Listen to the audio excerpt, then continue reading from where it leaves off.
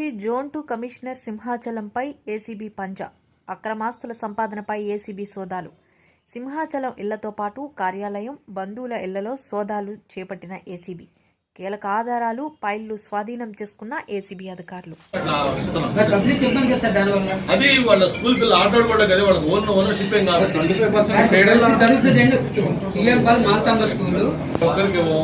25% residential ఏరియాలో ఉంటే వాళ్ళకి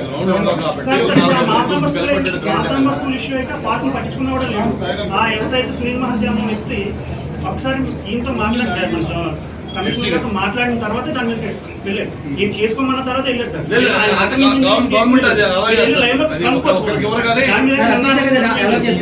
అలాగే చెరువులు సార్